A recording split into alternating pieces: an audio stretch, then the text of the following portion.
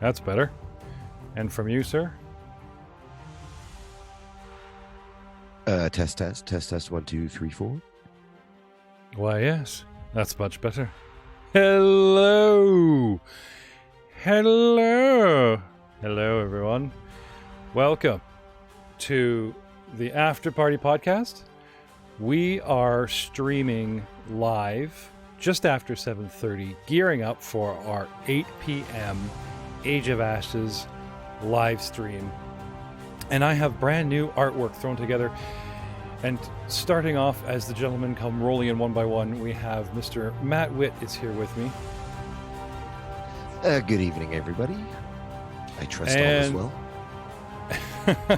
Happy 2020. Well, yeah, really. I mean, to start off, we have good old Gamma Knight. Coop is in the house, and we are here live, taking an extra half an hour because I have to admit we're still getting used to the live streaming aspect. So we're hopefully going to start streaming at 7:30 and interact with fans. And so I'm telling you now, if you are watching this on Twitter or on Facebook or on YouTube, come over to twitch.tv/GMS Cut. That's right up there on your screen, right at the top. Come on over to Twitch, please, and drop your comments there so we can see them and we can interact with you. And your views really help us in a greater perspective on Twitch than anywhere else, because we're trying to make affiliate.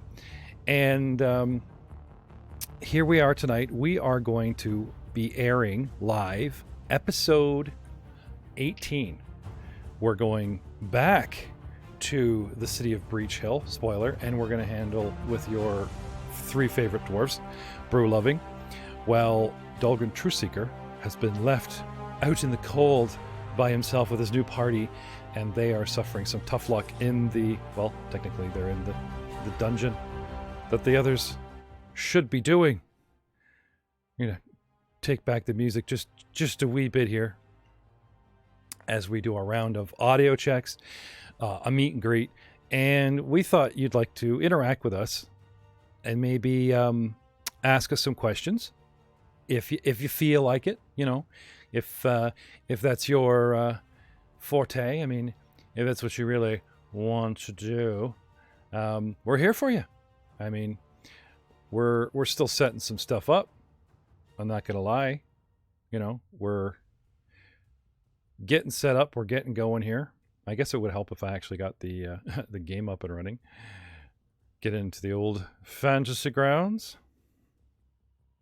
Now, my guys, the cast comes spilling in anytime after 7, and it was really hard for us to make a 7 o'clock curtain call. So now I'm lucky to get anybody showing up at 7:30, and they all spill in at the last minute between 7:30 and 8 o'clock before we pull the trigger, as it were. But then it gives you a chance to talk to each of us, mano a mano, one-on-one, while we're setting up. I think we've got this down, that it shouldn't be an uncomfortable experience for everyone to watch. I do admit we do have the header up as opposed to you seeing us, but we're working some stuff out where maybe I can get a little. I suppose we could get a little. I guess we could do that now. No harm in adding just a few faces, to what's going on in the chat here. I can't say you're going to see a whole bunch. You can see a whole lot. But give us a minute here. And we're setting up. And we'll be back in just a moment. And you'll be able to, interact before the stream gets started.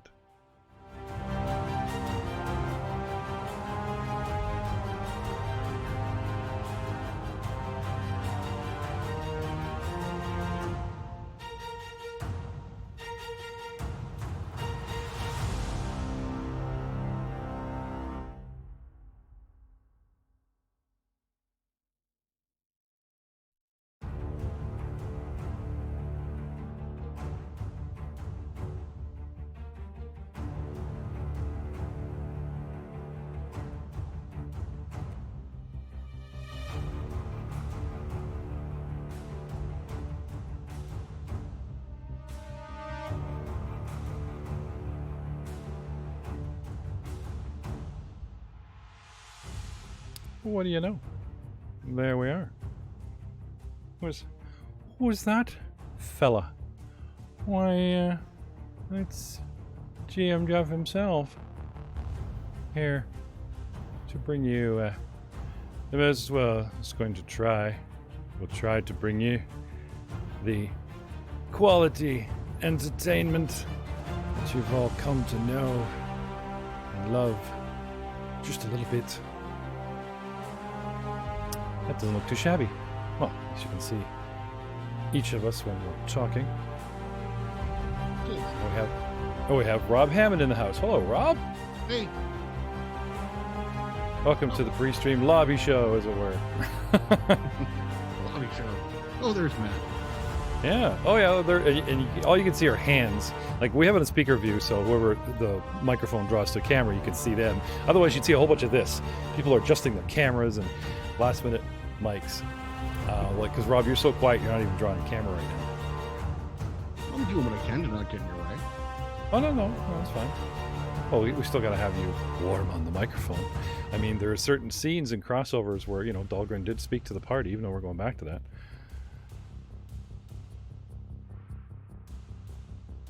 And we also have Mr. Frank Hamilton is making an appearance tonight. Hey, everybody, what's going on? Yep, see? See, Rob? His kid. He's got the wrong background, but his microphone's working. Now you wonder why we don't show up at like 7 or 7:30. There's always sort of a lead-in of, we work. It's, working man's life. And you get home and you wolf down your dinner and you make apologies to family and you get down to your den, your studio, or whatever, and then it's like fire things up.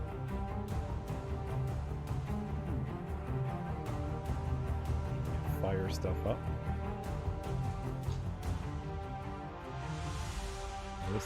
This just... And then, do we have the server up? I'm trying to connect it here. We are live streaming, sort of a pre-show. Okay, awesome. So we got everything going. I was surprised to see Ryan right out of the bat because he's always the one that loves to chat and like, oh, I never see you guys, and he wants to just hang out. And I saw him first, and he's just like, be right back, and he disappeared. It's like, oh, okay. Oh. We've been talking about the pre-chat. So, how are you guys doing? Joe Gibson just wandered into the house. Hello. Everybody's making it early. Yeah, well, no, that's good. That's good. I mean, because we are streaming. We're up, Oh, I guess I shouldn't be doing this. You're allowed to scratch. But you only get one. You only get one. You only get one scratch.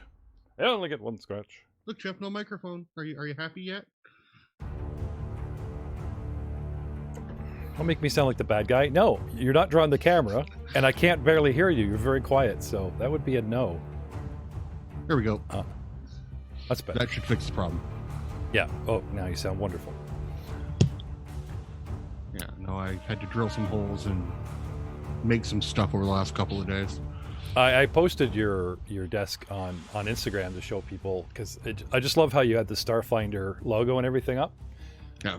Where you were... And I managed to get one more table so I could actually shift it another to where I don't have to be doing this to one side. So everything should be as close as I can get it now. No, I thought they look good, sound good. I'm actually kind of surprised to see Matt freaking out there, wandering and waving his camera around. Something's not quite right. Well, see, Joe, that's the camera Dicewise bought for you. The forever wide shot. Matt is determined to make work. Zooming in. Get Matt to change his background there. We're almost ready to go. So how are you guys? How was your week? Let's talk gaming. Let's talk behind the scenes here at the After Party Podcast as we're warming up and getting ready for Three Dwarves. Oh, how long has it been, boys? We've done 2 outside episodes with the auxiliary cast, and we're going to go back to them, and they are in bad. They're in rough shape. They're taking the hits from your monsters, I'll have you know, and they're going to hold you responsible. The NPC is down. Joe is down. But it's okay. Almost. This is auxiliary cast. Almost. I had accidentally raced things in Age of Ashes, and then I had to go back and watch the video and track everyone's hit points so I could tell. It's very interesting watching a video at twice the speed. And everybody talks like a chipmunk and says, take a hit. Oh, critical hit. Oh, I fumble. You know, it's an experience that I recommend to anyone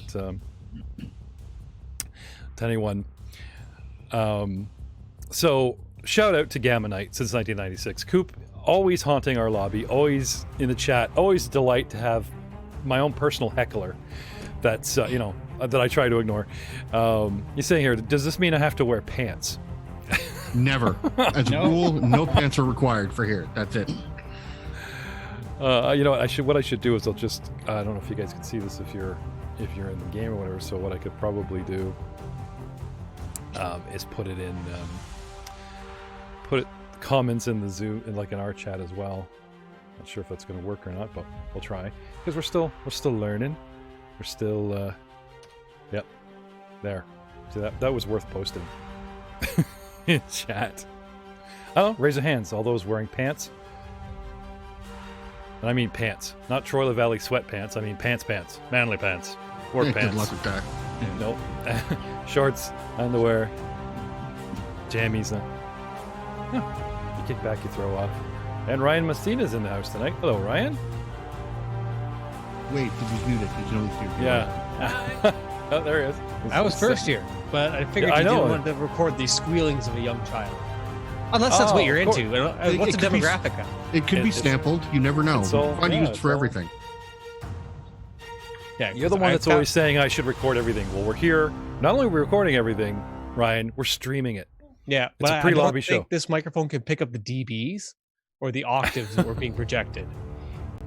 We're gonna have to get you a special one just for that. Just mic the baby and put another camera in the corner of your picture. It's the baby. Don't wake the baby. Okay. That's why I got headphones on. Yeah. Well, that and I don't want to have backbeat going through my microphone either.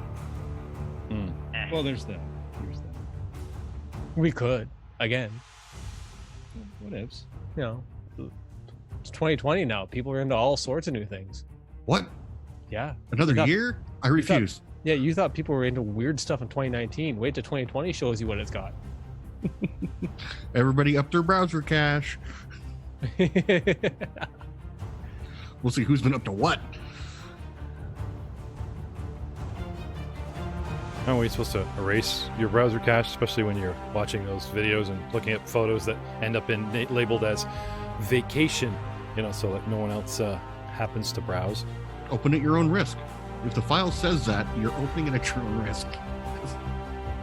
Gamma Knight would like to know, how to state it. Babies are awesome. How old? That would be to you, Missy. He is 6.5 months old now, the little tiny gamer that he is. Awesome, dipped in gravy. I'm sorry, how old? I just heard we dipped our baby in gravy. What? 6.5 months old. He's too young to eat at this point. Wow. 6 months already? Yeah. Yeah. Is it time to put it back in until it's done?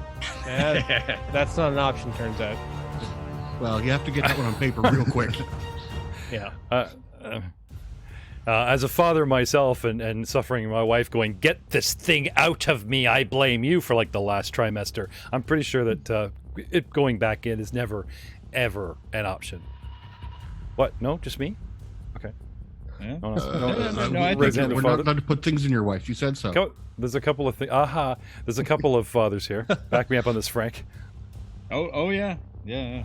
I mean, it's one way. Actually, I was talking to Nathan, and he has a somewhat interested in maybe gaming with us if he can get the schedule time.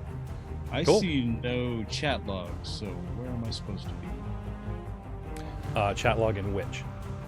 On Twitch TV/GM's Cut.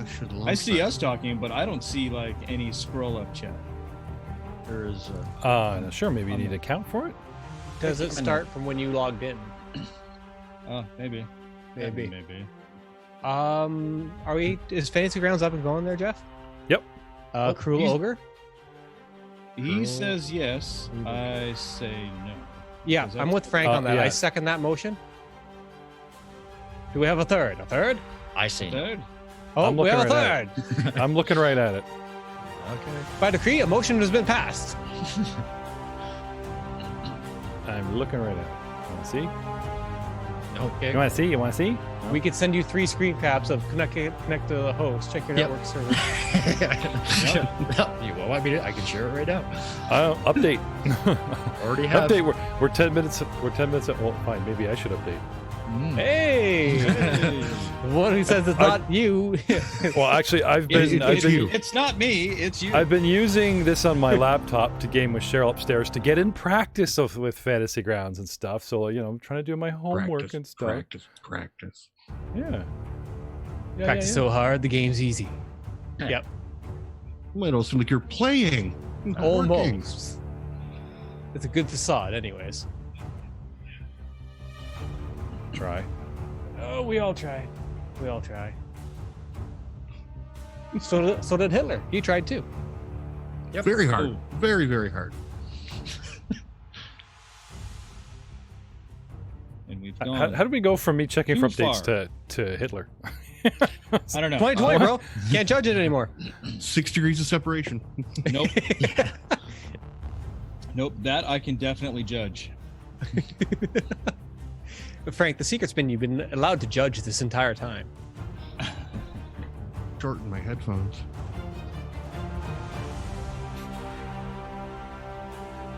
So, does anyone? Yeah. One of the main reasons, I guess, to bait you, to bring you all in here. Does anyone have any gaming New Year's resolutions? We don't have to delve into your personal dark Red Room lives or anything. But does anyone have any gaming resolutions? Or your resolutions? Yes. At some point this year, I will most likely be hosting Kingmaker. Ooh, really? Yeah. Me and my kind of in-person group, we dropped a bunch of money. I bought the Game Master Guide, the game content, the bestiary, all the extra stuff for it. When it had that not GoFundMe thing, but you know what I'm talking about. Yeah. Kickstarter. We bought into all that good stuff. I've just got my my group affiliation perk. So we'll see. We'll see. So if when that you happens. say hosting, you mean you're gonna start a private game playing with the new? Yeah, I'm gonna run it. Oh, okay. Can we film it? I was a play. Come on, Frank! I want content. Let's go. I was a player in the first 2 books, and it just kind of petered out into nothing. I think our GM just got a little overwhelmed, so I'm gonna try and see if I can't get overwhelmed as well. That's cool. But, Frank, I love that adventure. I'm picking up more of the room than you. Can you come in closer to the mic or get it in front of you? Or yeah. Is there anything we can do there? Here, thank you. Yeah, you can come over and move my mic for me. Get on it, Jeff. Get on it, Jeff. Yeah, just hop on that plane. I think I got this shit sorted with the camera. Yeah, no, it looks good. I think you do. Nice. Anyway, that's my resolution. Right? Cool. I'll send you a picture of my apparatus, Jeff. Oh, no, really? I don't want. I don't want any weird New Year's resolution. Any tripod hold what Matt owns up in the air. I don't want to see that. No. Does anyone else have a gaming resolution? Don't call me tripod for nothing. This is sheer willpower you're seeing from right now. Yeah. I didn't realize we're actually probably trying to scream over top of the music. Gaming resolutions to try to be on time more. I don't know. Ooh, that's just crazy talk. to stop moving my stuff around.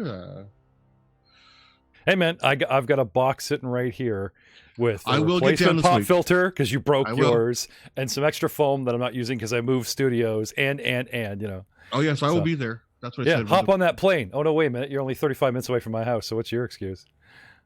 That's sheer and utter laziness. I won't be here.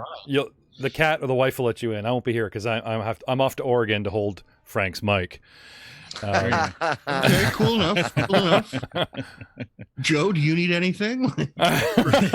No way. I hear there's an empty house. Yeah. Where are you broadcasting from today, Joe? He's our man on the move. I mean, you got to give it up for Gibson, who just is in a motel or wherever he's working from, and he just sets up, and there you go, right? Yep. Put a little stamp in the corner of where you are is what you should. Is there a reason why Fantasy Grounds isn't working? Jeff broke it. I didn't break it. It's us. I updated it, and now it's up and running again. That's not my fault. No, What it's did not. you change this time, Jeff? Nothing. Nothing. Not a damn thing. I have updated. I am on our regular cruel server. I'm running through the same I know thing. it is. I know what it is. Keep talking. I know what it is.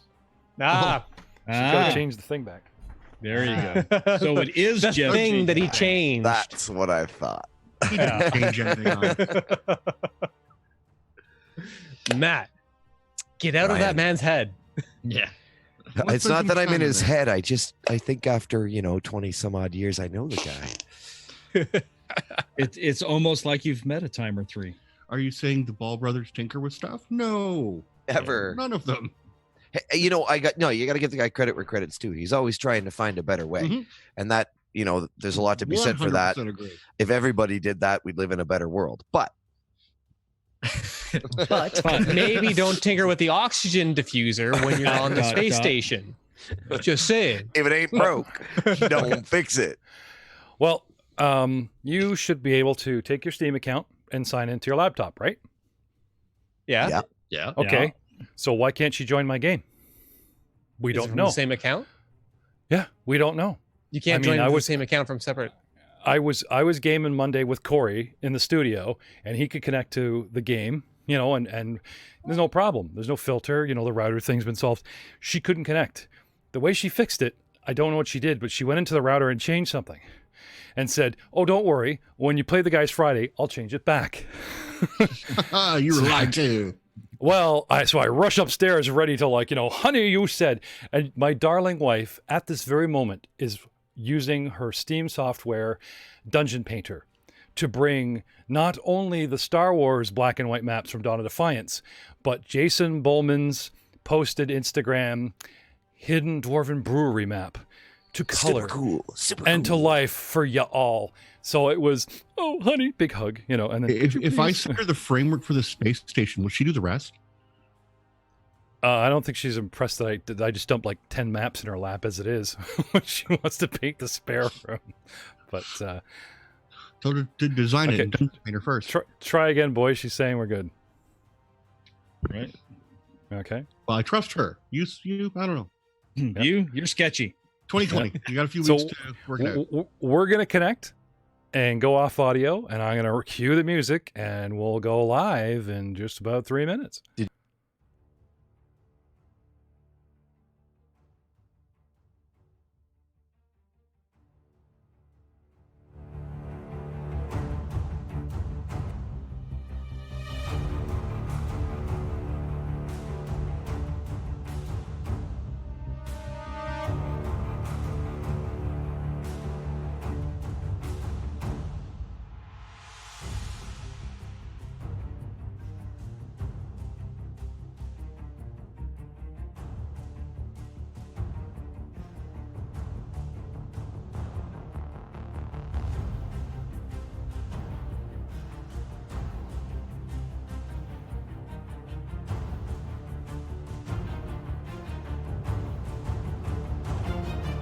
I'm gonna clean this mess up. Yeah. completely. I'll just send my You are- crow in. Oh, bitches. You are not playing your advanced beta test 7 full of characters tonight, gentlemen. You are playing your meager second level of dwarves that I thought you'd be dying to get back to. I actually have been dying to get back to these guys. Yeah. So, I'm A little- gonna disappear, but I'll follow it on Twitch. all right. Thank you, sir. We'll see you tonight. Have a good evening, sir. Later, guys. Ciao. Later, dude. Oh, I haven't played this in a while. Who is this guy? I think it's the ON. Yes, it's the ON. In what though? That's the Hey, question. Owen. And if I remember correctly, we were about ready to be arrested and hung, right? That's kinda No, where we that were. was all a vision from a halfling that doesn't really like you. I mean, but she did leave a very charming note. We are here. We're live. We're in-game. We're in-game frame, gentlemen. So a very quick round of mic checks, starting with Mr. Joe. Check, check. 1, 2, 3. Yeah. All Okay. good. If you can bring it in to reduce the echo, that's great. Matt? Testing. 1, 2, 3. Check. 1, 2, 3, 4, 5, 6, 7, 8, 9, 10, 11, 12. You're charming. Your mic is covering too much of your face, as well as you are too loud. You're blowing at my end here. So thank you. All right. Is that better? That's much better. Thank you. Mr. Messsina. Hey, this is a quick check, quite fast. Very, very fast. Quick check. Actually, sounds really good. Frank. Check. 1, 2, 3. Check. Yep, not bad. Just trying How's me mic? Not too shabby. Oh, I've got to get into the Scottish way of speaking. It's been so long. That's right. Put the mic back, Gamma Knight says. Lads, do you remember which map we were on? I don't. Nope. Hey. Which one had all the gold? Right, the one with all the gold. I believe it was the town of BreachHill. Oh. Sorry. I'm like, not saying it. You guys I don't remember. Anyone keeping notes? Did I get it right? Yeah. You did? Yeah, it is. Do I get a hero point? I'll give you a hero point if you can tell me the town's founder, which the name was taken from. Sir Breach of the Breach. Hill. A wizard. It changed over time. It changed over Lamont time. Breachmont. Oh, there we go. Voice. Okay, from hero point for Rob. Rob, when we start playing with you on Monday or next week, you get a hero point for whatever we're doing. There you go. Sorry, guys. He stole it away from you. Well, that doesn't sound fair at all. Well, you should have been faster on the draw, Hamilton. I'm sorry. I can only Google so fast. I know. That's the idea. Damn your Google skills. You guys are, if we're going to zoom in here, we left you in a bar fight, a tavern brawl. Remember? Oh, yeah. No, I Oh, remember. yeah. Nate, I specifically kind of puppeted Niles, the cleric of Caden, into like lighting the corners feet of a chair and with his stay back, and out the window went Dahlgren. And I believe right this moment, we rewind a little bit that we have Albrecht Stone Chucker, played by Matt Witt tonight, waving his fanny in your face so that he'll follow suit through the window because that looked like fun and a great way to do an exit. There's no better use of a fanny, my friend. So if I was if I was so bold to cue up the fact that this is a battle and we got our battle template going now with the flames and our battle music and the bar brawl is ensuing. No, let's dial it back. Quick shout out as always to our sponsors of Fantasy Grounds for the vodcast live stream aspect, where we are live streaming at this very moment at 8 o'clock on every Friday night, to Dark Galaxies Gaming, as well as our own Twitch channel at twitch.tv/cut, GM's Cut. And if you were watching this as we multitask, we are streaming this to Twitter, to YouTube, to Steam, to, what's the other one? I keep forgetting. Facebook. That people were saying, oh, I always watch you on Facebook. I'm like, that's great. Please go to Twitch, so that we can actually interact with you and, that kind of thing. Right. But as Gamma in the chat here is saying, Coop's saying, barring the glitches, of course, that are just always seem to plague us newbies at the world of live streaming, but we're not doing bad. Now, a couple of quick announcements. First of all, finally found the time in the new year to go back and pull up the audio, as dodgy as it was. Not our best audio for a podcast. Live stream doesn't look bad. But we changed our audio recording and we got to get back to the old school so that something like this live stream can actually double down and function as a decent podcast. Went through it and cut out an hour of us talking about visual aspects and game Fantasy Grounds and stuff that have doesn't really convert to the podcast for an audio audience. And finally settled on a name. I asked you guys, had my own ideas, asked around, the beggar on the street, the garbage man, even my wife. And at the very end, I just kept coming back to the same thing. Yes, you're playing 3 dwarves, but it's not about the dwarves. It's about the story. It's about the new year of 4719 in Galorian. It's about 2nd edition Pathfinder. And you can't put something like, and this is coming in the mighty end of the such and the thing. You can't spoil it like that by using a word or a term that wrecks it. Now, Age of Ashes campaign is a great way of sort of mysteriously hinting at what's to come. Some kind of end? This is not a Renaissance age, it's Age of Ash. What does that mean? Are things going to burn? We can't take that name, it's taken. But it's a great way to foreshadow the entire campaign. Started peeking in Module 2, peeking in Module 3, and what's coming. And oh my God, 3 little dwarves are going to get over their heads. I mean, you guys might even decide to write these characters out and leave them in BreachHill. It's like you guys came to open a brewery and that's what you're going to do. You know, revisit these characters. I don't know. So deciding on something which literally is the centerpiece and the reason. Eater baby. Yeah. The reason for the adventure, the Elven Portal podcast has been born, and the pilot episode, remastered, revamped, is up for your listening pleasure on all of our podcast platforms. Don't you mean Dwarven liquor delivery system?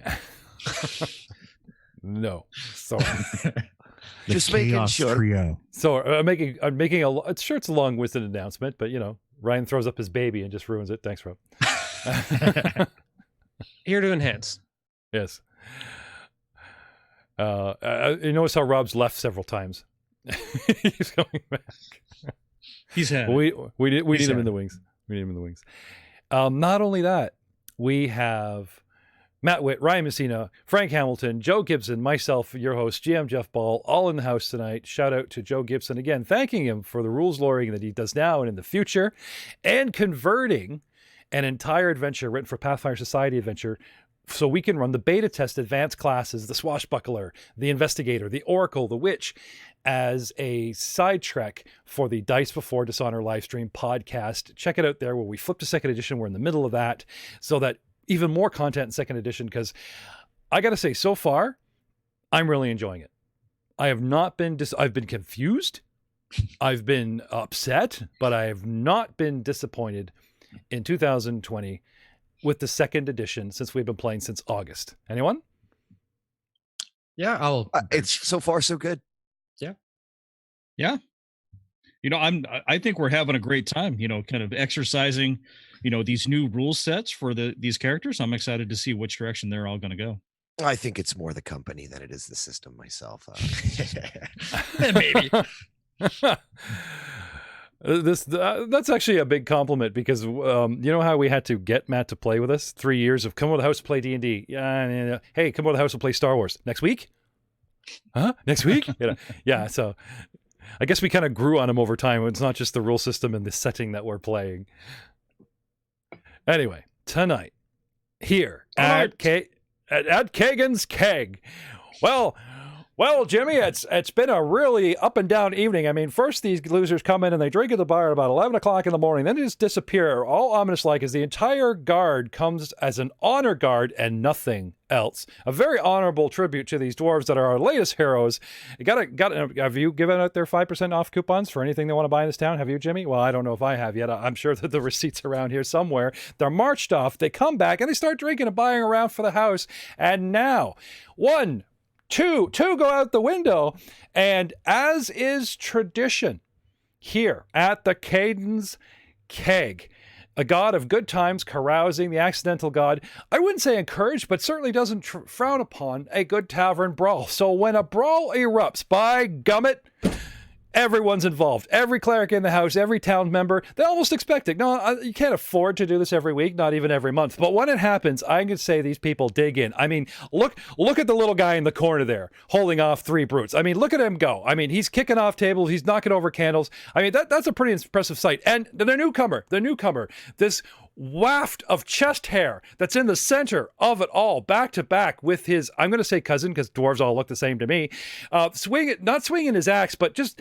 pummeling down anything that comes his way. And our pride and joy, the initiation, the reason, well, we're assuming the reason that everyone just kind of grabbed onto each other, and as opposed to linking hands in joyous rapture, just started swinging fists, is the initiation, as our young lad who bellied up to the bar at the sweet age of 12 and asked for his first drink, Niles of Caden, has studied and drank and studied our faith even more and drank even more. And he used to get beat up a lot, ladies and gentlemen, when this type of thing. I mean, he ended up under a table somewhere, whether from too much alcohol or just from getting the crap beat out of him. But now look at he goes. He's tag team with a bunch of dwarves. He's gone on his first adventure. He's come home.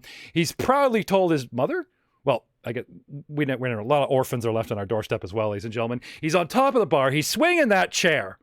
And look at him go. I'd say he's definitely now an official cleric of Caden. Ladies and gentlemen, what a show we have for tonight. Fast forward to the next morning. You're all in the drunk tank, arrested. Oops. Save one. Dahlgren Trueseeker, who went flying out that window first. Albric, when you joined him, landed on the street, either ready to grab him and head back inside, or, to go again, or just looked around. There was no sign of him. For an old guy, he's pretty quick. Now, there was a certain time differential. There was a few moments for you to, get your cousin's attention and present left shank and get picked up in the air and tossed out. But he should be out here, and he was just gone. Gone. Now, the next morning, as in tradition, you guys ever see the latest Spider-Man movie where he ends up in jail in Finland and everyone's so nice? The prisoners just leave themselves in jail and everything. This is the mood. You guys are all surly and hungover and beaten up, and you would think that because you guys did very well as dwarves, I mean, what dwarf does not do well in a bar brawl, that everyone would be upset with you and mad and glaring at you with some kind of racial hatred.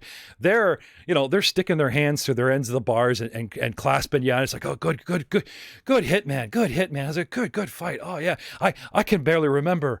Are you me, dad? I just, oh well, that type of thing through the bars, and you guys are waked up, confused, and down comes the local lieutenant, rattling the keys against the jail, tells you that no charges have been pressed, and as long as you guys help with the traditional community service of helping to rebuild the bar room at the Caden's Keg, that the proprietor and head priestess herself has posted your bail, and you gentlemen, with a still sleeping, smiling, curled up, sucking his thumb in a corner, Niles, are free to go. What do you do? Well, I say we hospitable of them to provide us a room for the night. It was indeed. Couldn't agree more. I'll walk over and give Niles a kick. Oi, Niles, it's time to go. Sounds good. Let's go. Scratch your eyes. So the majority of us are all present and accounted for. But what about that one that got thrown himself out the window? I was not a moment behind him, and he was nowhere to be found. He's a shifty one, that Dahlgren.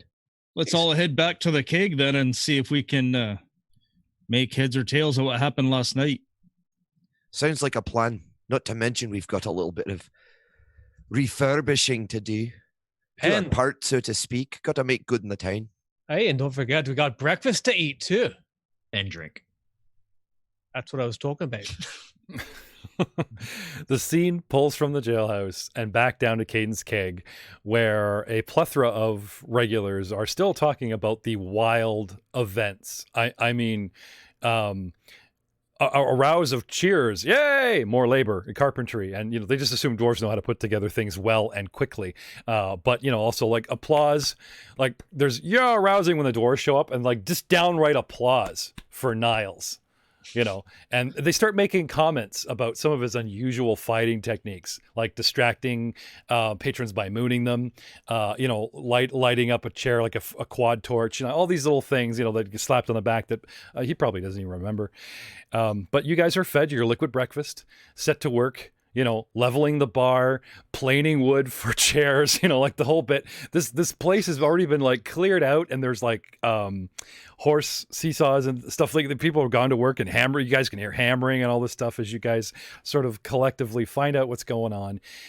The head priestess, Briantaith, does come to you and says, "Oh, Dahlgren, came by yesterday and asked about you, how you're making out, and said to leave word that he's just looking into some personal matters for a little bit. He'll catch up with you lads later. In the meantime, and she just smiles and like points at a crap ton of work that's probably going to keep you guys busy for a while. Now, that wasn't quite what we were planning on him doing now, was it? We ain't his keeper. He can do what he wants. He was supposed to sneak himself over to that bookseller's and give it a look. Oh, yeah, the booksellers. I've forgotten all about that. Well, it was a pretty good rustle that we had here in the bar, but easy enough to forget. But yeah, that was the whole purpose, to distract the guards and get him tossed out the window so he could make his way across town and check that place out. Oh, he made his way across town. He checked a place out, but you're going to have to listen to and watch episode 16 and 17 to see what Dahlgren actually got up to on his own. But unbeknownst to you guys, because I know these bums haven't even bothered keeping up with their own show and watched anything that they're not involved in. No, it's Christmas. spoilers. It's way not to meta, no? The pure, no, I don't want to know. My character doesn't know. And no, it was Christmas. You guys were busy. So not knowing if Dahlgren actually went over to the Reliant Book Company to check out some things, I believe that Theowen was interested in investigating Voss. Well, yeah, she's no longer present and accounted for, and she had that tie-in with the halfling. It just seems suspicious to me is all. Well, do you guys want to ask around about her? Well, since she's not present, do you know if she's in town? No, the council said that she hasn't been seen around, but it doesn't mean she's not in town. Well, as soon as we're done here, doing some rebuilding, I think that should be next on our list of things to do. Right? And checking out the bookstore's best done under the cover of night anyways. Wink, wink. We should make a casual walk by just to see if the doors are open. But other than that, I agree. Okay. So after that, I think we're all agreed. We're just going to kind of do our thing, do repairs as we can, and then wait. A day's worth of brawling, a night's worth of drunk tank, and the next day, another full-on day of repairs. And that evening at dusk, you guys are going to slip over to Niles. Sure. You're from town. Can you direct them? Or are you going to go with them? Or do you guys even ask them? Of course we do. Okay. We're comrades in arms now. After a role like that, one for the storybooks. It's really a shame Dahlgren took off. He missed a good time. Perhaps he's off composing a ballad in your honor. The Reliant Book Company is actually towards the northwest wall and 2 city blocks from here. It's actually not very far away. As I'm looking on my map, yes, it is. Yeah. Share the map. Did I not share the map? Yeah, you did. Okay. I'm finally looking at it. Well, there it is right there. And there it is. So, how about a society check from Niles with a slightly lower DC than the rest of you? Okay.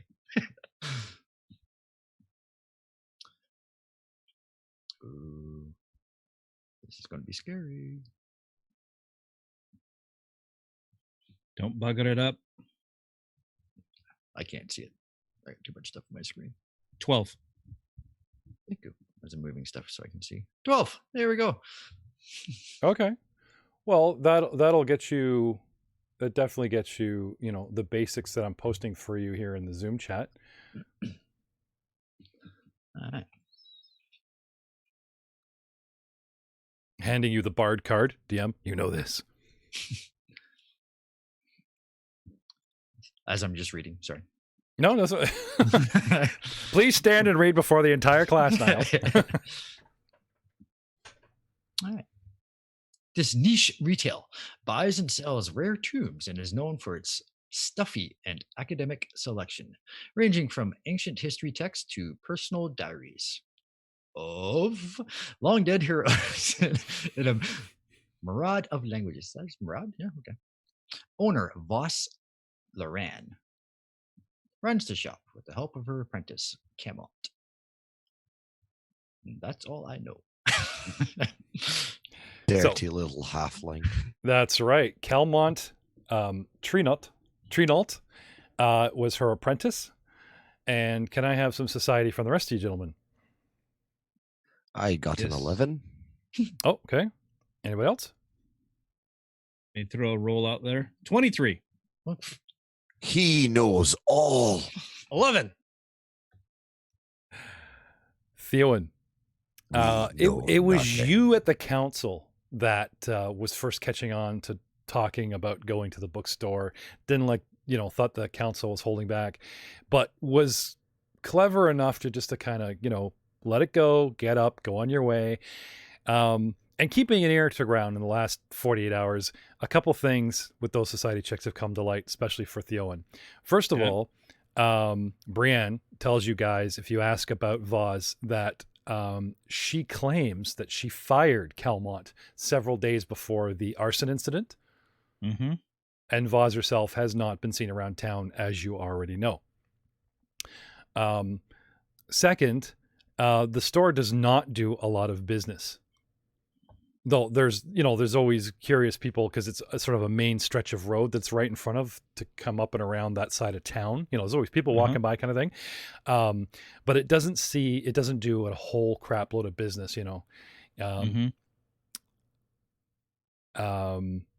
and Voz herself is a half-elven woman. I'm going to cast her as the Eliza, the comedian on Netflix, the elder millennial. Oh yeah, She's even got the blonde, the platinum blonde ponytail, like a half elf that looks just like just plop some ears and some little wide-eyed makeup and poof, perfect showman to play this character. Voz, Lyran,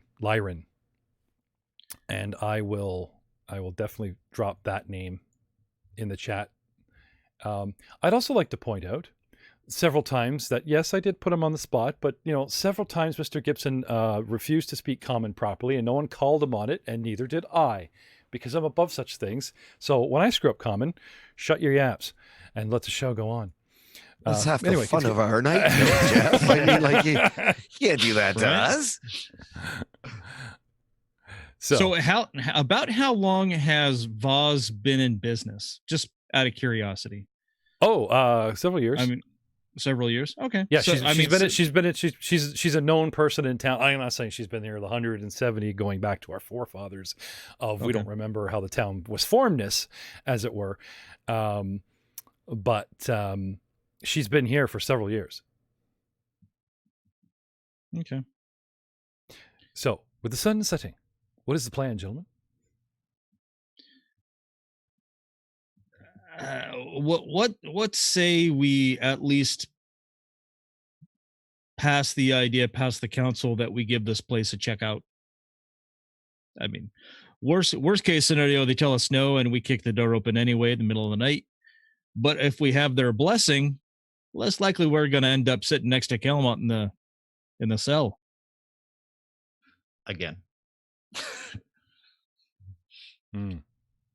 I really can't fault you on your logic, cousin. I'm with you. If you wanna, I'm with you. All right. So, yeah. Where's I'm sorry, I forget her name. Where's the council members about this time of day? And is it possible to kind of speak with one of them? Oh, I'm sure. Brienne can tell you. You can ask around how to find them. Yeah, I mean, so Brian, if you could just point me into the direction of these council members, I would greatly appreciate it. It's always nice to have the blessing. Now, she tells you normally where each one can be found. Which one are you after? Pisani, the dwarf, the gnome, the unremarkable human, or the council leader? The council leader, the one I think that Greta. hired us, right? Greta. Yeah, Greta. Yeah, the one that actually spoke to you, and you guys I believe you guys got paid when you showed up to that meeting where you guys were very uncomfortable. They've paid you guys off. It's in the party gold, as it were. There's 3. I also wouldn't mind if we were to go after the dwarven councilman. It's always nice dealing with your own kind. Not to be racist, but to be totally racist. It's never bad to ask 2 people at the same time. It's less likely that we'll both get 2 no's. If you want to hit the dwarf, I'll hit Greta. Sounds good. Okay. And off we go. So I'll ask about the location of the dwarf. Okay. So let's start with Greta. Right? Okay. You track down Greta, and she's actually supping with extended family. After the arson incident where they almost died, public servants are making the time, to have a home cooked meal and see grandma, and suddenly a lot of things are put in perspective. She's surprised to see you, but before I leave the tavern, I like to drop a couple of coins on a really good bottle of wine. It's always nice to come over bearing gifts, as they say. Sure. And be polite as I knock. Okay. So we've got Theron going to one. We've got Elbrick going to the other. What are the other 2 guys doing? What are you guys doing? You guys just going to stay here and saw and wait till you're collected for the next mission, or do you guys want to go like in pairs? Oh, I got to back up Theon. He needs me. Okay. Then I'll go back up Elbrick. Okay. Just in case. So the racist who wants to talk to a dwarf will take the human. And whether he wants to or not, that's okay. Do you actually speak Dwarven? Did we? No, I do not. Oh, that's right. Yeah, he just lots of smiles all the time. Yeah, start going off. So Elbrick, no worries there, right? He just knows the cuss words. Yep. Yeah. Okay. Which is every other word. So, starting with Miros Anvilbender and Theowen,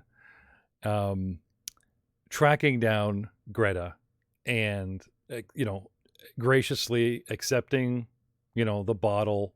Can I have a diplomacy check, please? Sure. I'll even give you a +2 for the bottle. Holy 24 crap. Okay. And as I'll hand out the bottle, I'll say, the common saying, beware dwarves bearing gifts, except now, obviously.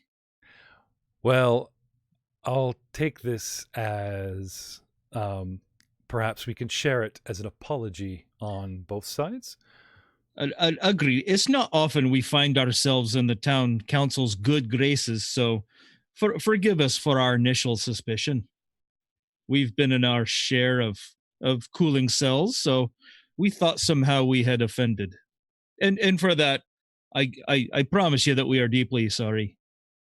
So I brought this over, hopefully to soothe the way a wee bit, and to to maybe talk about the things that led us in that unpopular event.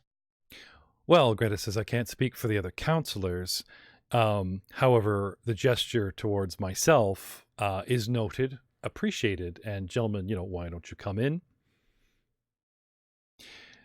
She has a modest family. It's, I would say it is frontier. I mean, like, there's a wall around this town for a reason. I mean, you can't just kind of camp here. There's cold winters. There's marauding bandits. There's dangers out here in the wild, as it were. Even former post of Hell Knight Hill is 10 miles away. Gotcha. Even when the 2 8 years ago were, before they abandoned the place completely, worked in concert together. Accidents happen, people go missing, winter wolves, the whole bit. So there is that, so I wouldn't say broken family, but there is that, you do note that there is the couple missing chairs, a couple father figures, and that kind of thing. Grandpa's passed on, grandma's here.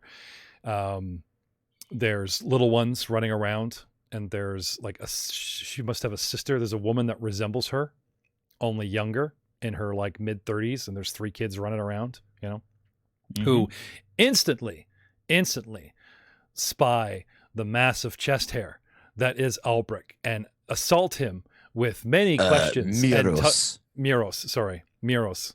and assault him with much tugging and questions. Hey, mister, are you a real dwarf? Hey, mister, is that your beard or, and then there's the quiet girl kind of walks around behind him and she just shakes her head. No, that's not his beard, as if the hair just goes around and comes up the back or something. I'm the realest dwarf any of you will ever seen there. And of course it's my beard. Give it a tug. Mama, can we have him for dinner? And they all laugh, right? And she's like, sure. And they roll their eyes like, no, we're not going to cook him. Sit him at the table. These are our guests anyway.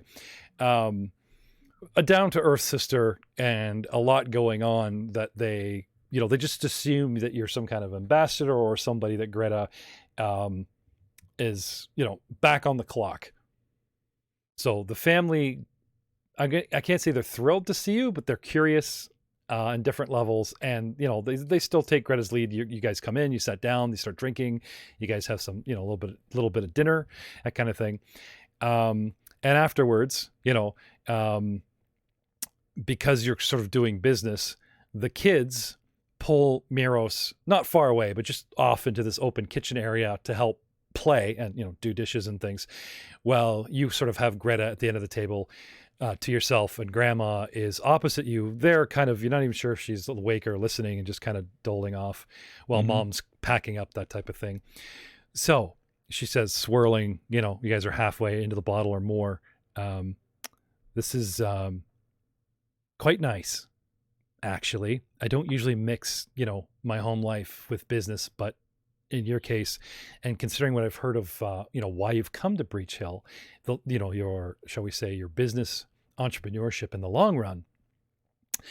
I'm curious, do dwarves make wine? Oh, we make all variety of spirits, rest assured, but our palates favor the stronger stuff. But really, these are the exact kinds of questions that have brought me here today, this evening, excuse me. Because as you well know, these times have become a bit troublesome, turbulent, if you will. These kinds of assaults upon your personages have never happened in the past, I believe. And we come here with an interest in integrating into your communities. And I think in order to do that, we've got to understand why these things have happened. We've got Calmet, or you've got Calmet in the jails, who seems to be under the employ at one time of this fox, yet we have not spoken to her at all. Is it possible we at least ask her about this Calmet guy? I don't see why not. You were brought before the council in case you had something for the council to investigate further. It seems that, and she's just looking at you slyly, not that she disapproves, she's just kind of looking at you slyly, like, if I was, gavel in hand, shall we say, as opposed to wine glass in hand, I'd say you were looking to do the council's work or the guards' work for them on your own. Well, understand here that as part of responsible community members, we just want peace and quiet. A night of rowdy drinking, to be sure, to break the monotony of town life, but nothing out of hand. But these assaults upon your personage are disturbing, to say the least. Now, we've got the man in the jails there, but we don't understand why exactly. And perhaps if we could speak to his employer, or his ex-employer, as rumor tell, we could understand a bit more of what's going on and perhaps work to ease the town's feelings that these assaults will indeed stop. I assure you the guard is already searching for Miss, and she just sort of makes a face as she says the name, Miss Vaz Lorraine. And she's not been seen in town for the last little while. Her shop is closed and locked up tight. But we are searching for her. She's missing, you say? Is there any chance that Calmet may have done something unspeakable to her? That she could be laying injured, if not dead, within that own shop? Has anyone seemed to knock the door, to open, to look around? It's interesting. Honestly, you're the first one to take such concern over someone like Miss Lorraine. She's distant, keeps to herself, and has gone off on long forays, leaving Kelmon in charge of the shop before. This is nothing new. But, she says, musing for a moment, tapping her glass, I suppose if if the council were to, shall we say, ask part of the town guard contingent to deputize a few of your cousins, as they, as you said, legally and on the council business, investigate Vaz's shop, then you're a wise woman. Yes. The guard will be in place to ensure the concerns of the council and the townsfolk, that there won't be any looting. And as proven heroes, you might see something or come across information, God forbid, a body, she says, rolling her eyes, that our militia might miss. Oh, I guarantee you, if authorized by the council, we'll give that place a thorough once or twice over if that's what it takes. While I'll agree that she may have gone out of town on these forays, the timing just seems a bit suspicious to me. Indeed. Finishing her wine, Miros finishing dishes. Not only is the kitchen with Miros present spotless, he has the kids like doing handstands on counters, and 3 new acolytes, all strict, fallen in line. Even her single sister that's widowed is kind of looking at Miros as like, dad replacement, as he's got the kids all sorted out and behaving and completely enthralled with calisthenics and all that bit by the time you turn back to your cousin. But she tells you, if you she'll send a runner down to, if you guys want to do this tonight or tomorrow at your leisure, whenever you want to do it, she'll set up the escort for you right away. I think it would be best to take a look around and with fresh eyes. So we'll finish up our work over at the keg there and maybe set off in the morning. All right. That'll give you time to confer with any of your fellow councilmen, and we can talk about any possible issues that they may have with us taking a look about. Just want to make sure we're all on the up and up. Indeed. It's done. Now, this Turn she to looks over. Miros She looks over at you guys. Look over at Miros, who's now cleaned up the kitchen. Right, is on the end of the table and arm wrestling 3 kids simultaneously that are like digging in, 2 hands over his fist. Everyone's pulling. They got like a chain, a tug of war. Kid round each belly, around each waist, all pulling, and Miros is just kind of sitting on the edge of the table, holding them off with one bicep. Oh wait! I think I think I felt something. Almost. No, not yet. No, not yet. Anyway, they're having a great time. They're laughing and yanking, and as the bottle's level wanes, the scene pulls out from this lovely home and shifts across town to the home of a dwarven council member who is already entertaining, as tradition, the mug of water, the mug of ale, the bread, the cheese, the assorted fungi treats. As Niles sits, looking around at the sparsely furnished dwarven home and wondering if he can actually stomach any of this dwarven gut rot appetizers. And already deep in conversation sits Albric Stonechucker. And do you guys remember the name of the dwarven councilman? Let's check. Do I remember with a recall knowledge of 16?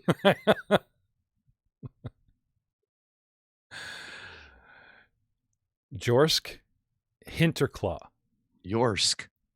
Well, Jorsk. Yorsk. Yep. Here, we'll throw that in there so that they're we have a reference. Yours, Kinderclaw.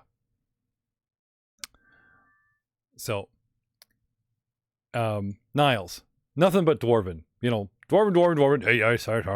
Oh, going back and back and forth. What are you doing? Drinking. Okay, just sitting there sipping a back. Oh, this is the guy's private stock. This is good stuff. Yeah. Yeah. I will enjoy. Okay. Albric, deep in discussion with Yorsk Hinderclaw. Yorsk.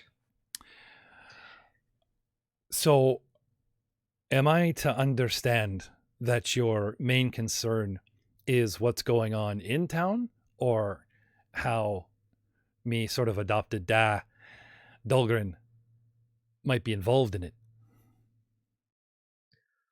I'll ask Dulgrin himself about his business, but I'm not going to lie.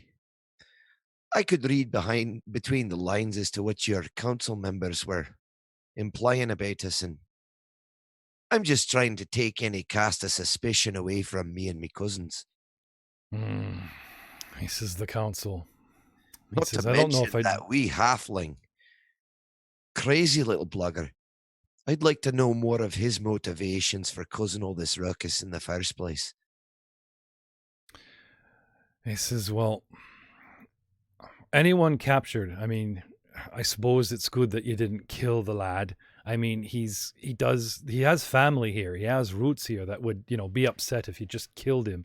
And although we did lose several good townsfolk in that fire, almost myself included, if it were not for Mida pulling me out of there, he says, my position on the council, he says, I can't talk officially, but I can tell you that when he suddenly started calling for a guard and saying his head was clear and he was under some kind of enchantment or coerced magically or such, he says Greta unfortunately had to go with the town charter of laws and put it to a vote to look into it or, any new evidence. So we spent the day, digging around, and conveniently, he says that and he doesn't say the man's name, Quintino. He just sort of like slurs in his mouth, Posani. Seemed to have, plenty of insight and not tangible evidence, but enough for the council to bog us down. So by the time we had mobilized half the militia to track down this and that and talk to certain people, they'd pretty much formed ranks on you. I didn't know he was going to send the part of, shall we say, the militia that's in his pocket to collect you and aggravate the situation personally. I only found out about that later through Dulgrin. He says, anyway, I gotta ask. He says, you lads are still young, and me dad is rather set in his ways. A nice dwarf way of saying old. And no young, no older dwarf that gets an idea in his head, that gets set in stone, can crack it, or no one else can crack it out of his noggin. So I gotta ask you, he says, do you have any motives coming down off the Five King Mountains for clan or for self, besides just opening a business? Well, I'm not going to lie. I do enjoy a bit of arousing, adventuring, and carousing in the Caden's keg, so to speak, if you know what I'm saying. But no, our entire goal was just to come down and see if we could make a name for ourselves here. He says, well, you'd be doing me a personal favor if you kept an eye on him. He says he comes and goes and he tells his tales. He says, but he's obsessed with the town's original history. He doesn't think it fits. We all have something in common and we've all made new lives here. He says, but me da, even after the two of us spent years in the Five Kings Mountains searching for clan, he lucky enough to still have his clan dagger. I practically disgraced in losing it. Still made a life for myself here with these people, with my comrades. Surely you've got to notice that through all of Isgar, strangers are, I wouldn't say shunned, but eyed with a certain amount of suspicion. But here in BreachHill, given our roots of, what's the human word? Niles. Anyway, turns to you and comments, sorry to leave you so much out of this, lad. He says, switching to common, what would you say? Independence, self-reliance has come to be the cornerstone, almost a religion under the town founder here at BreachHill. And it allows us to sort of view all walks of life and take in adventurers and other people, other humans, and other races like myself that weren't here amongst the original. It's sort of an open book value. Isn't that right, Niles? Yeah, that's pretty much what the Call of Heroes is all about. You don't have any other town or villa that has a call to heroes, right? Allowing you to welcome adventurers to help instead of other cities where newcomers are shunned. Aye, you don't have to go and stand in front of a cork board and act out like every adventure starts off with a bounty on somebody's head. No, we bring you before the council, we tell you our woes, and you decide if you want to become part of town politics and be, an extension part of the town. And you're rewarded for it. I understand that you guys, after serving, the council's needs and returning not only most of the Brumbleblasher clan back to us safely, those that survived, but took the time and patience to drag that little bugger here alive, when I know, after seeing what a lot of townsfolk saw during the arson, that they might have just left him to rot or made sure he had some sort of accident on the road.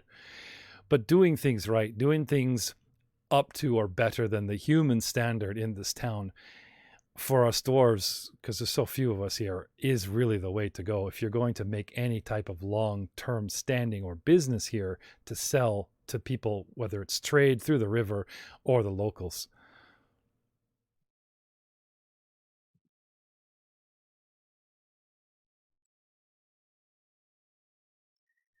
Well, I mean, I'm not going to lie. Your acceptance of outsiders is a big reason why we chose this place to start on our search for a place to lay down some roots. It's a good amalgamation of many different peoples here. And where do you find many peoples, there are many bridges to be built. Aye. He says, still, I think your youth and your vigor coming off the mountain has sort of sparked something in me, da. And I was hoping he would sort of help you out, get into it. But after speaking with him during the brawl, he says, I'm afraid he's convinced now more than ever that there's some sort of conspiracy here linked to our roots, and somehow the Pisani family through the generations are the only ones that could possibly fantastically know about it, and they're the root of some sort of evil. He just kind of shakes his head. Not that I'm condoning, the Pisani family in any way, good or ill, and Quantum himself sits on the council, no easy feat. He says, but he's a businessman and a manipulative snake. At least that halfling that runs quarters and bits is all flash and happenstance, and you know what you're getting. But old Pisani, no, he's a clever one. He's always several steps ahead. But there's always truth. There's always something to what he puts forward. So whether other council members like him or not, or whether half the town likes the family or not, when he presented even the idea of backing the halfling, that there might be something bigger at play, that he might be not completely innocent, but certainly not the end of it, the council trusted in his wisdom and went along with it, even if it meant sort of rattling your cages a little bit. Aye. Well, I'll certainly be keeping my eye on the Pisani. If it's his hand, or if it's their hand that's behind this nonsense. And I'll also keep my eye on your dad. He's a good enough man. I trust in his wisdom. He knows the area better than we do. And he's relatively free with his information, but I do notice he tends to keep an eye over his shoulder. He looks you right in the eye, smiles for the human's sake, and Niles, you swear that he's like giving a compliment, but he switches to Dwarven and says he's a guarded, paranoid old dwarf and his own worst enemy. It's quite a task to keep an eye on him. You best either wash your hands of him or know what you're getting into if you want to keep him by your side. Now, when I was younger, much younger, and he was the elder dwarf, he sort of, well, I still call him Mida to this day, but where he could have easily held my position on the council, his own obsessions with the symbol of his clan and what it meant and the roots of this town has, I wouldn't say he's made enemies in this town, but a lot of people, unless he's performing, they keep him at arm's length at best, if not worse, just avoid him altogether. Anyway. Aye, he has made some relations a little more stressful than I'll care to admit was necessary. I'm not going to commit to looking after your dad in a fashion like that, but I'm certainly not going to shun him. If he decides he wants to follow us, don't you worry. I'll make sure he doesn't put his head in too deep. Well, I kind of assumed he'd be around about you now. He says, where is he? I haven't seen him in a couple of days. Aye, same boat. Last I saw him was his tail end going through a window at Caden's Keg. Yeah, he says, and he met my boots. He says, yeah, no, Well, like you said, not your responsibility, lad. Anyway, is there anything else you wish to discuss? Oh, Dwarven or otherwise? He did give notice at the keg for us that he was going to take care of some personal business. No details, just letting us know he wouldn't be around. Oh, well, then that's good then, because I said if he's investigating the truth, that's why they gave him the name Truth Seeker. He didn't take it upon himself. He just became known as it because he was always asking questions, turning over every rock, and just about annoying the townsfolk for like the last several decades, if not further. Speaking of which, not to come across as paranoid myself, but what would be the chances of me and my cousins getting in contact with that wee halfling's employer? Voz. Aye.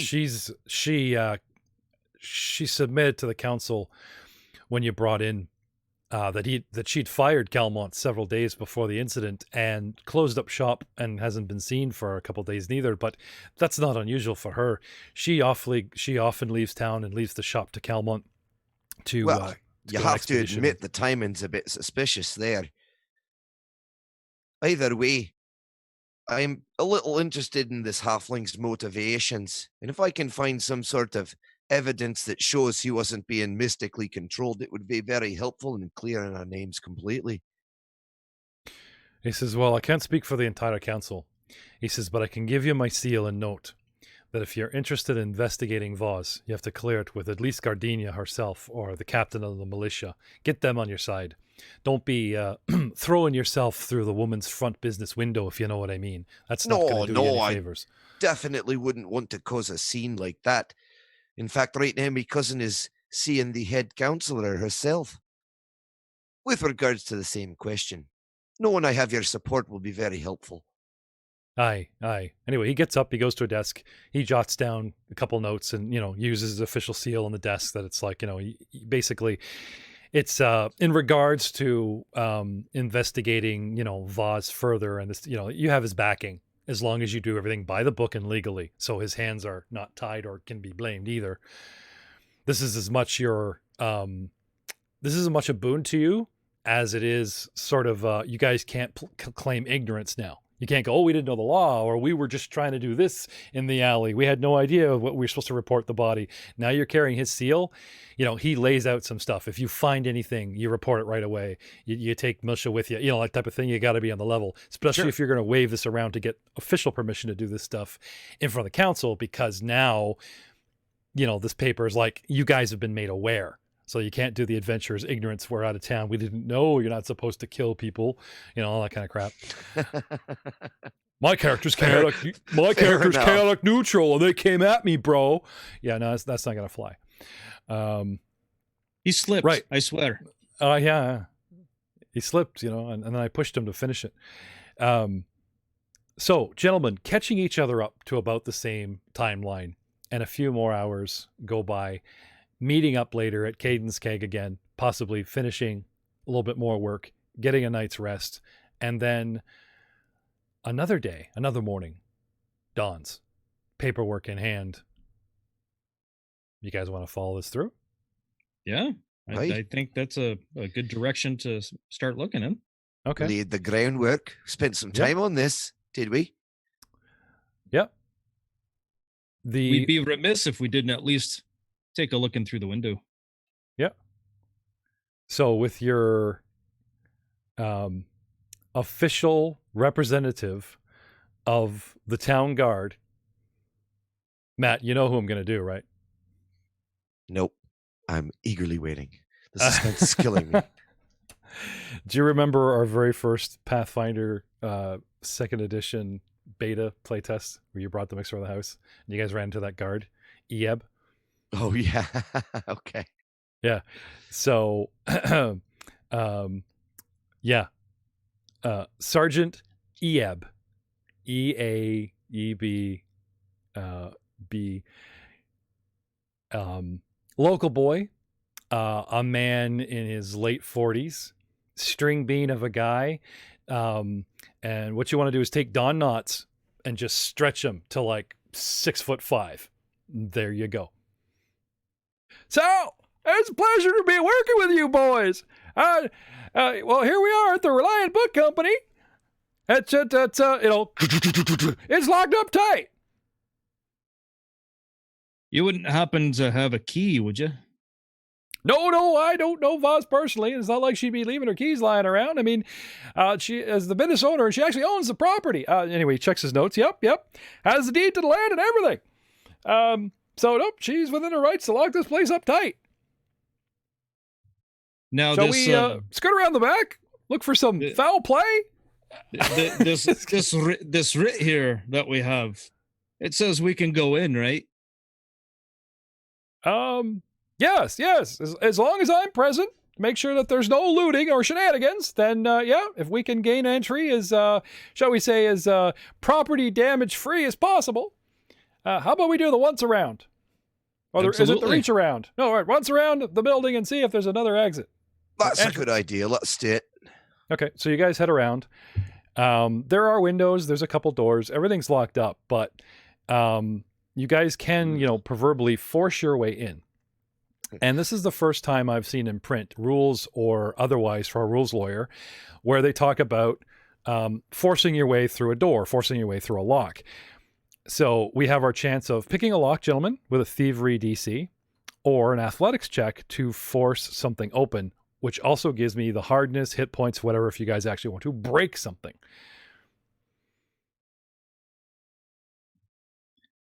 I want to force open the door. Okay. Yeah. And just so you guys are aware of the numbers, now, like I said, this is just to set a precedent for those out there that are eager to learn. They have a thievery DC pick lock of 20 on this particular lock, which in this case, I can't say it's all cases, but it's good to know for budding DMs that want to do their own material. They make an athletics check DC 16 to force it open. Has a hardness of 3, 12 hit points, and 6 BT. Mr. Gibson, do you know what BT stands for in this case? That BT, I do believe, is your break threshold. Oh, I see. So if you you destroy the door or whatever at 12, but at 6 it's considered broken as in it won't function properly. Yeah. So you broke the door, but the hinges might jam or, so it doesn't operate. Yeah, I guess it's not necessarily entry, but it could mean a point where 6 hit points out of 12, it won't function properly as it was meant to anymore. Yeah, because under the new rules, when all things have hit points and hardness. So when you breach the hardness, then it becomes broken. And when it becomes broken, then it has penalties, depending on what the object is. Oh, I thought hardness worked like ye old rules, as in hardness was like a damage reduction. It would absorb 3 points every hit. Yeah. So it still does. Yes. But once you finally, so let's say you're doing 6 hit points a shot and you hit for 6, but absorbs 3. So you only do 3. You got to hit for another 6. It finally reached its total of 6 and will be broken. And yeah. Okay. So Miros, how are we going about this? I got a 26. Looks like the door is unlocked the entire time. You need to do more push-ups there, lad. The little spaghetti noodle arms you got there. Do you no good. Well, obviously I'll loosen it up for you. But anyway, after you, gentlemen. All right. I walk on in. Okay. He seems distracted by actually checking the girth of his bicep as he walks through the door frame and just kind of, starts lifting objects randomly. And he doesn't just lift them like lift a vase. He curls it. Just like he's come personally concerned with what he can actually bench. As he kind of stands in the way. So, gentlemen, entering the theater of the mind. Ooh, I can hear The things doorbell around. rang. Exactly. You guys enter, and there is sort of like a magical in the back room. You kind of hear the da-da-da-da, like customers. It just goes. It just goes a couple times and then stops. So you're fine. But there didn't seem to be any mechanism to actually set it off. And that's my story, and I'm sticking to it. Nothing to do with my phone alarm at all. Well, I say we take our time and have a look around. And side note, I'm also going to keep an eye open for any tomes that would interest me on dwarven lore, dragon lore about the hack. You're looking for the really thick tombs. Oh, and any books on elf gates. The main room has an exit and windows. And once you're inside the shop, the primary area is a public book display and merchandise area. There's a sign over the exit that says staff only in common. And the book display and merchandise area are shelves upon shelves of books written in a, Joe, myriad of languages. Myriad. Myriad. Period. I know. I'm just to see if he correct me on it. Dude, if you're gonna correct somebody, you gotta be correct. Mhm. At the front of the room is a counter with a ledger of sales, as well as a box. And again, it doesn't really get into what the merchandise is, but I'm assuming it has to do with book selling. So you can buy bookends, you can buy, paraphernalia, that kind of thing. But most of it is tomes upon tomes. So with Albrecht scanning the shelves and Sergeant Eab distracted with his own personal problems, that leaves Miros and Theowen in the center of the room to do what? Back room? Yep, the staff only room. If I were to hide something, I would definitely, put it in the back. Okay. So, we go to the back door. I look at Theo for a second. Do we, Oh, can I have perception all around, gentlemen, since we're in search mode? Dun-dun-dun-dun-dun, Dun, dun, dun, dun, dun, and Niles, sorry, almost forgot you were there. The non-dwarf keeps getting forgotten.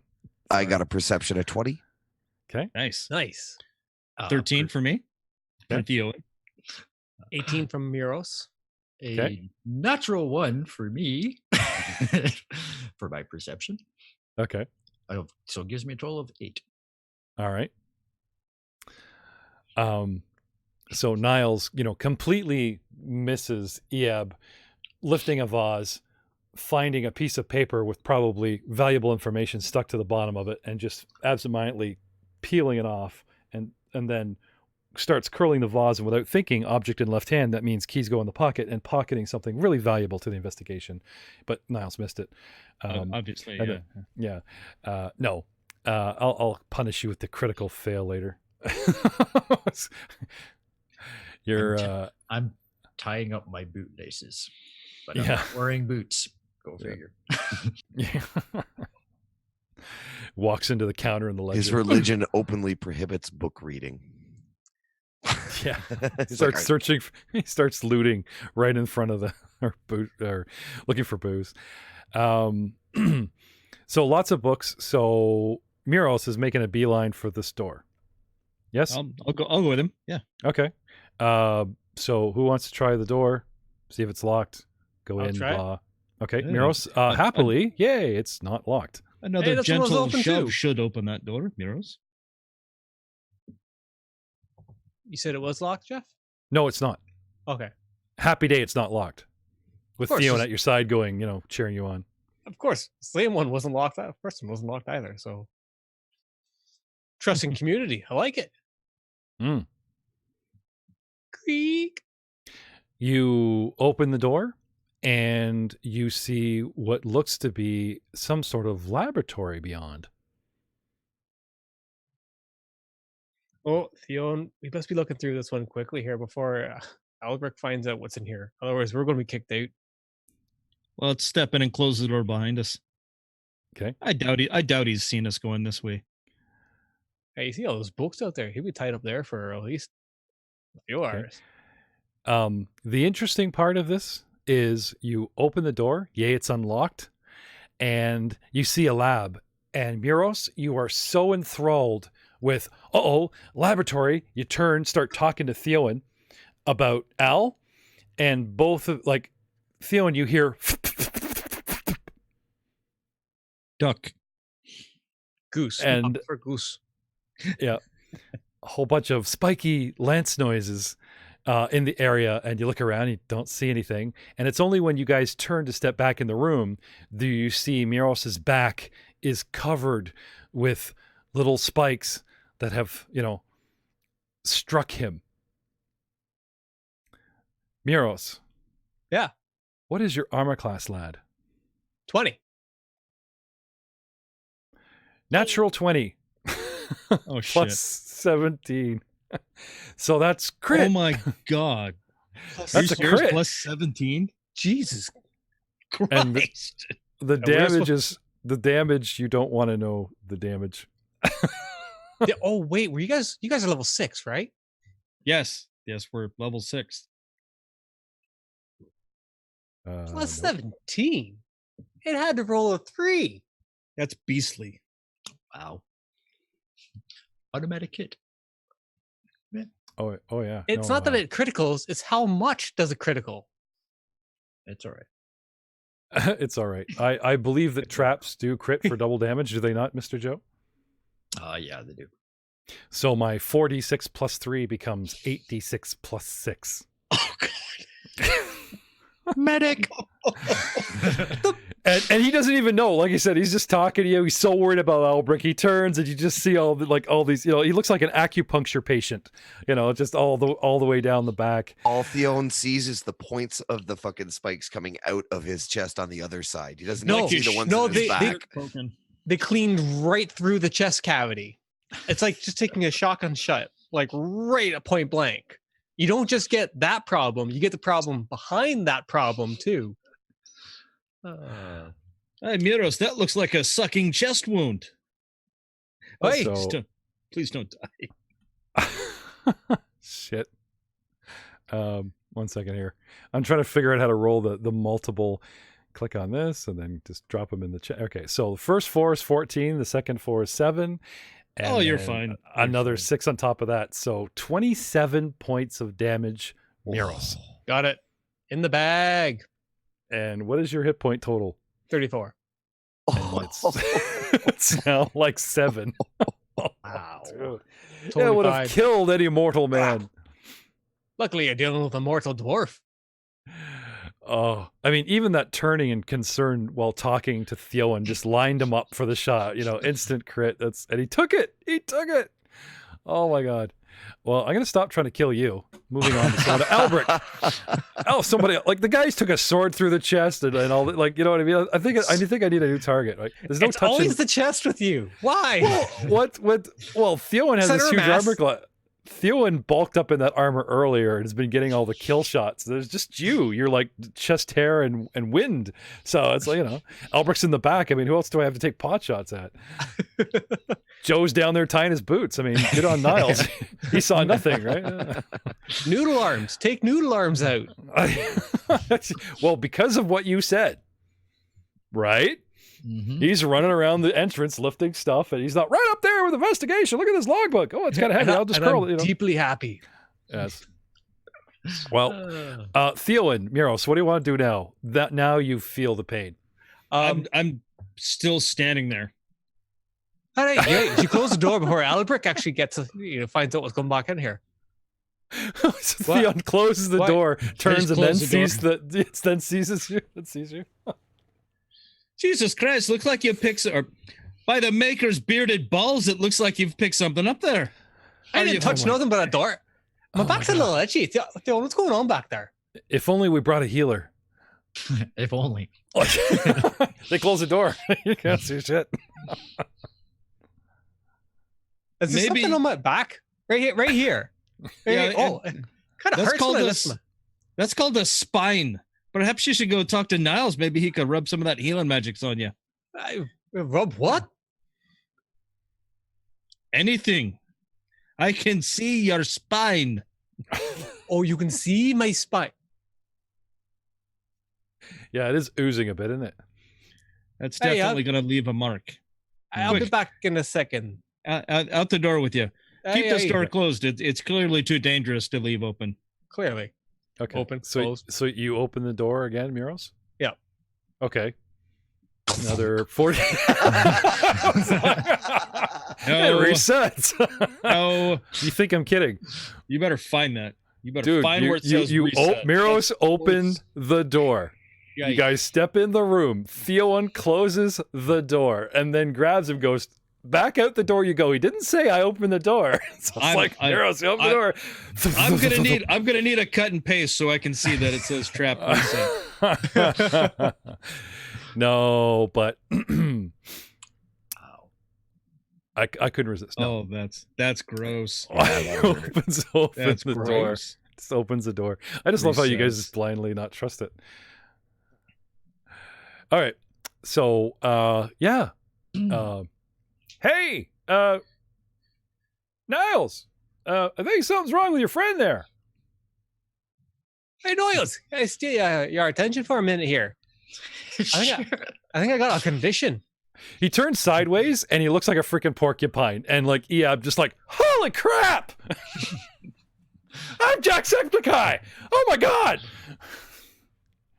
Wow. Take 2 of these, call you in the morning? What? Yeah. How are we gonna approach these?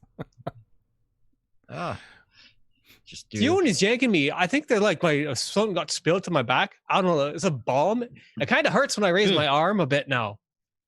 I just realized like everything happens to him. He was the guy that was deafened. He was the guy that got sorted. He was the guy. It happens. There's gonna be a statue of you in the town in about a week. But yeah, right. I will start a medicine check. Do you got like a herb pack you could put on this or something? What caused this damage? Yeah. Do you have an aspirin? There's some, you have a couple of darts in you, but yeah, I'll do a medicine. Yeah. Okay. First, and then I'll do some magical healing. Okay. So first with the medicine. Yep. Nope. It's not letting me. Clipboard error. There we go. A medicine of 22. Nice. Your medical knowledge determines that the cause of this pain was dwarven. Yeah. Theoan saying, after you. That's what. Get the door for me, cousin. It was obviously blaming on the language. You know. Yeah, no, he's been lanced with spikes, you know, so you gotta lay him out. It's a trap. Clear off the desk in the ledger and lay him out and, you know, daintily, you know, pluck and go to work on him. Because if you heal them, you know, they're just gonna heal in place and then he really will be a porcupine. Oi, lads. I think maybe we should keep our eyes open for traps. Yeah, halfway up a bookshelf, like deciding to pull on one and then maybe deciding against to like toggle that book and just calling this over his shoulder as Elbrick. Hey guys, watch out for traps, eh? That's a good idea there, Elbrick. Hey, noodle arms, you hear that? So, there we go. Okay. Administering first aid. I think it says. Did you want to do the medicine skill to give him some hit points and then back it up with the back it up with magical pouring alcohol over the wound, Caden, right? Or he just drinks and gives you aspirin. This is what I do. This is part of it. This is for me. One for the patient, one for the caster. One for the patient, 2 for the caster. It's been a while, so I have to actually read. All right, no, it's fine. So, since Matt's run off really quickly, Theoan, left alone in the room for a moment with no meat shield to protect you. Just that shoddy armor. What do you mean? What do you mean no meat shield? You just sent your meat shield back in the other room. He was good at absorbing damage, not good at dishing it out. I look around. Whoa. I'm going to use my dwarven perceptions and start to just kind of take a look. What's the room look like? Describe it to me. Okay. First of all, with a perception roll, 22. it's obvious that someone left in a hurry. The room has been like ransacked, kind of but it doesn't look like somebody was searching. It was looked like somebody just like whipped open drawers and emptied half of this and half of that. The wardrobe has half of its contents gone. My favorite clothes, my running away because I'm guilty clothes, things like that. The bed is unmade. A couple dresser drawers are open with like, whatever's left tells you the tale of like, no, I don't like that hairbrush.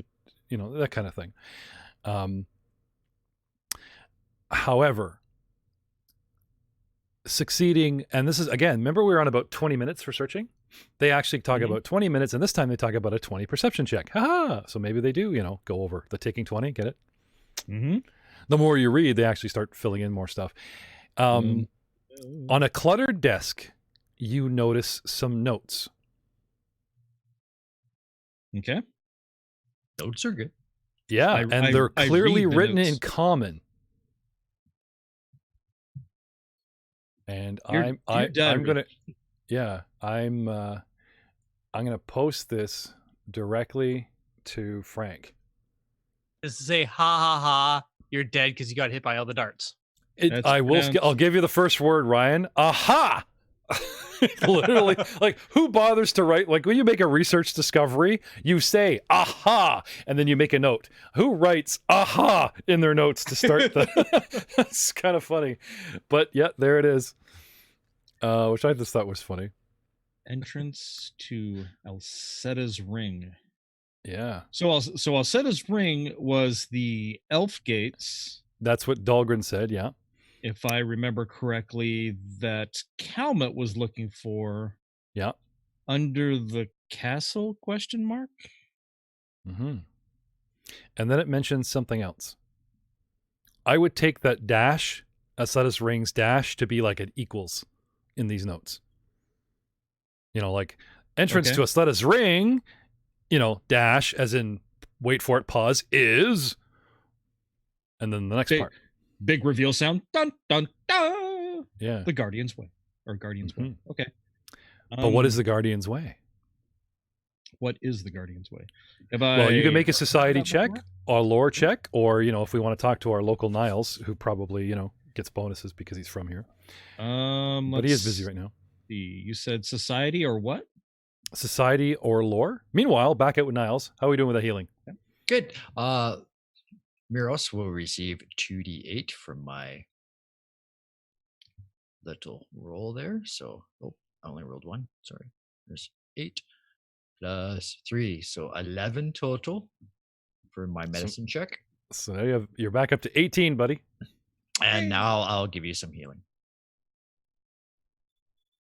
Drink this. Okay. Oh, that's foul.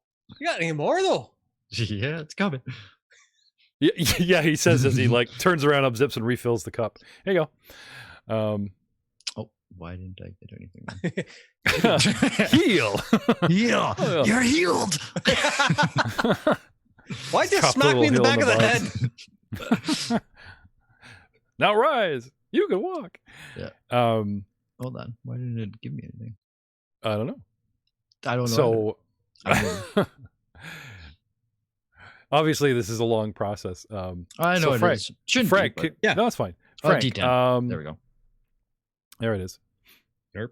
Whoa, there you go. I have a big whopping one, Mirrors. Hooray! Painstakingly, using real surgery to remove the spikes and wipe you with alcohol so they don't get infected. And they pokes you with a single finger from Caden that's glowing. Yeah. And guess where that one finger goes? Anyway, Theowen. Cough. All right. Miros, cough. So if I can make a society check, I got a 12. Okay. Now And it if tells I me make a lore check, I got an 18. it's a successful society or appropriate lore. What would be the appropriate lore for a location outside of town? Any type of Nature? geography. Yeah. Geography. So I'm assuming your society would be better to go with. Okay, then I got a 12. Okay. And you have, what do you have? Guild lore? This says dwarven lore. Oh, okay. It's the only lore I know. So it was generic about the lore, so I was. Yeah, no, Using it's the only like lore the I way know. the sheets are set up, it's generic about the lore, but it literally says in front of me the appropriate lore check. So I'm assuming that checks. they're assuming. All right. Yeah. Anyway, no, Guardian's Way doesn't ring a Okay. bell, but Doesn't that ring a doesn't bell. mean you can't, ask around. So with 19 hit points total, Muros, I'll get you yet. Is there anything else you want to do while you're alone in her bedroom? I mean, in her research room. There is another door. There is. Mm-hmm. Starts crying. Okay. Don't do it. Okay. Don't I'm do it. I'm gonna do it.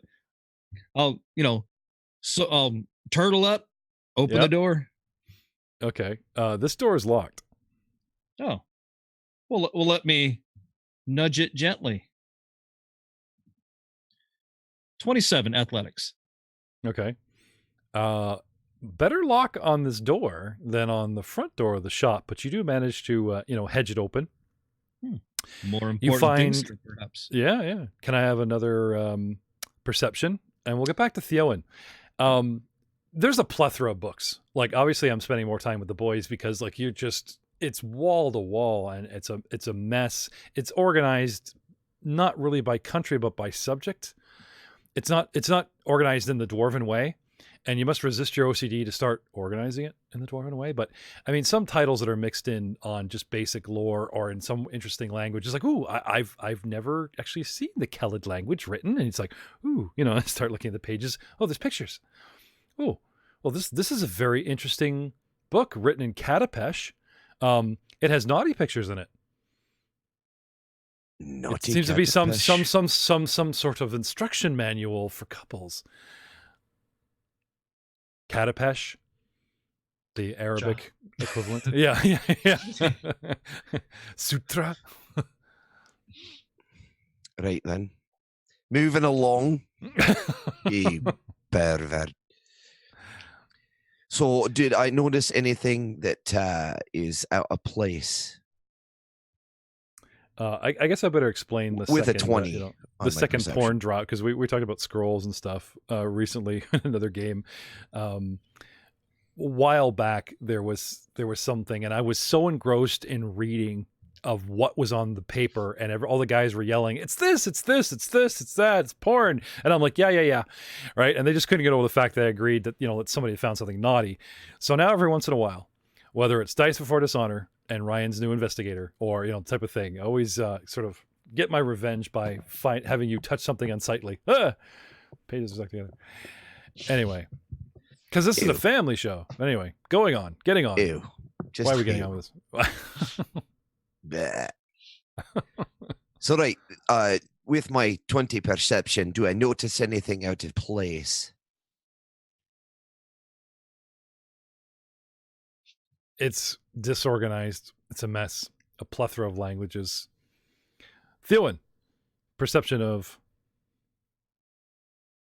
All right. So my perception check, I got a 13. Untidy living space kind of reflects the owner's rush to, grab a bunch of stuff. The research room has been gutted.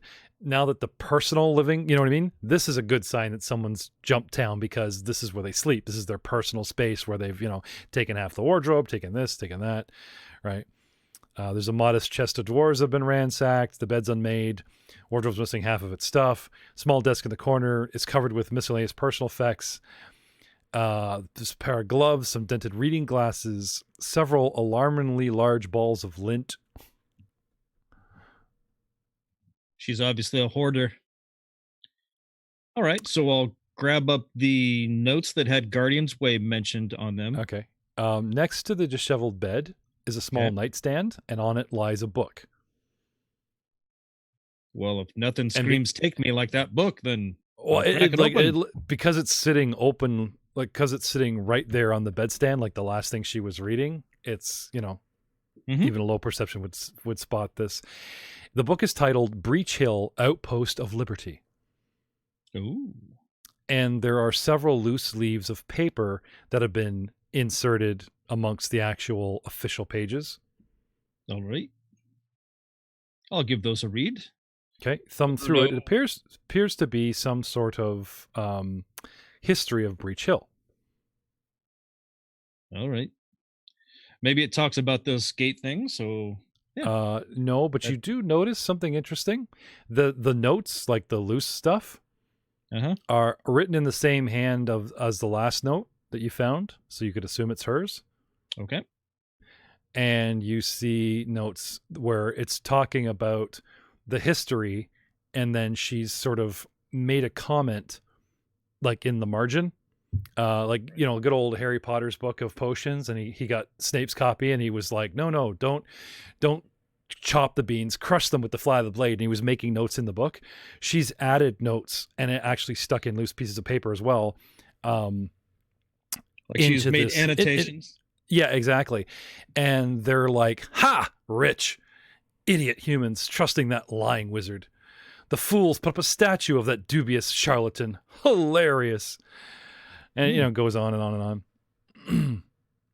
Well, definitely keep that. That sounds like something maybe that she was interested in. So if it interests her, it interests me. Okay. So I'll take my 2 golden finds, her Guardian's Way thing, and then this journal. Okay. Tuck them into my bag. Give the room one more look over. Probably don't see anything. You want to go around again with a new perception, or you want to spend the proverbial time? Al, let's say you're done in the front room. If you want to start moving to aid what's going on in the back rooms. Yeah, I'll head back. Let's say Niles and Miros and Yeb are kind of tied up with the injury, as it were. I think I need a new set of eyes. Elbrick, get yourself in here. Okay, give me a perception for each room, Al. And like I said, unless you guys want to do the 30-minute, we distract Yeb for 30 minutes while we toss the room completely. 23 for the lab, okay. And 14 for the personal quarters. Okay. Quick once around each room. Don't seem to find anything besides Theon waving what he's found. Okay. I'll have a look at the note. Yep. I'll definitely hand those things over. The note is, entrance to Sal's Ring, Guardian's Way, Society or Lore. See if it rings a bell. Sure. Probably Society, because I don't think I would know. Oh, natural 1 for total of 2. Well, this Guardian's Way sounds definitely important. We should probably find somebody who knows something about that. Yeah, I know. Yeah, it's just like, nothing to see here. On our way. All right, let's leave quickly before we, accidentally kick more evidence under their bed or anything, or Guardians. Obviously, actually, with the 1, Al, you're convinced this is nothing.